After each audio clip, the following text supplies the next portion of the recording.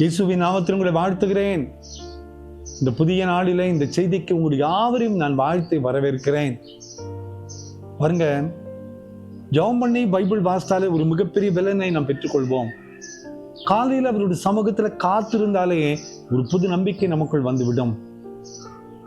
அவர் செய்த நன்மையான காரியங்கள் ஏராளம் இருக்கிறது. 2 கொரிந்தியர் 9:15 தேவன் அவருடைய ஈவுக்காக ஸ்தோத்திரம் என்று பவுல் சொல்லுகிறார். Thanks be to God for his indescribable gift.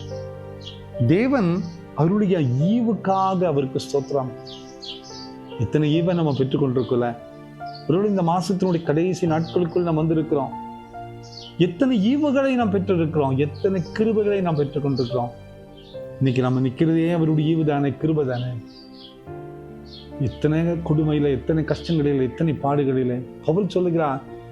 நிர்வாணங்களிலே, மோசங்களிலே, பாடுகளிலே, கண்ணீரிலே, கவலையிலே, பசியிலே, பட்டினியிலே, நிர்வாணத்திலே, மோசத்திலே, நாசத்திலே, புயல்ல, காற்றில அவர் அடிக்கி செல்லுகிற அந்த போராட்டத்தை எல்லாம் பார்க்கும்போது நம்மள எத்தனையோ கொடுத்து வைத்த மக்கள் என்று தான் நம்ம நினைப்போம். ஆனால் ஒரு சின்ன போராட்டம் வந்து சோர்ந்து போயிடும். ஆனால் அவர் செய்த நன்மைகளை நினைத்து நினைத்து பார்க்கும்போது அவர் அருளின ஈவுகள் ஏராளமாய் இருக்கிறது.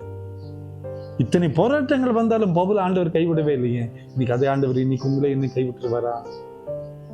அவர் செய்த நன்மையான காரியங்களை எண்ணி அவரை துதிக்க நாம் அழைக்கப்படுகிறோம்.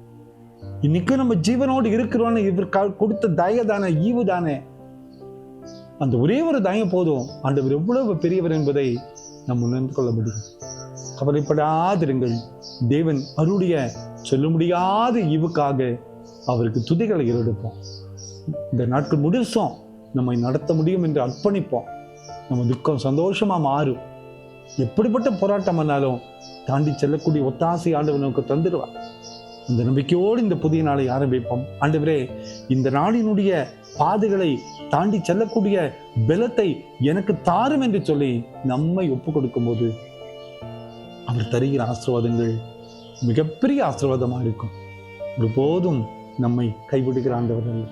இந்த நம்பிக்கையோடு இந்த புதிய நாளை ஆரம்பிப்போமா? அன்பின் ஆண்டவரே, நீர் எங்களுக்கு தந்த இந்த வார்த்தைகளுக்காக உமக்கு துதிக்கிறப்பா. நீர் செய்த ஈவுக்காக உம்மை துதிக்கிறப்பா. நீ தயை பாராட்டி கொண்டே இருக்கிறேன். இந்த தயை நாங்கள் உணர்ந்து உமக்கு நன்றியோடு ஜீவிக்க பலன்தான். பிறந்த நாளைக்கும் திருமண நாளைக்கும் நினைவு கூறுகிற ஒவ்வொரு பிள்ளைகளையும் நீர் ஆசீர்வதிங்கப்பா. உங்களுடைய மகிமையுள்ள கரம் எங்களை தாங்கட்டும், பலப்படுத்தும். இயேசுவின் மூலம் ஜெபங்களும் எங்கள் நல்ல பிதாவே. ஆமென், ஆமென், ஆமென்.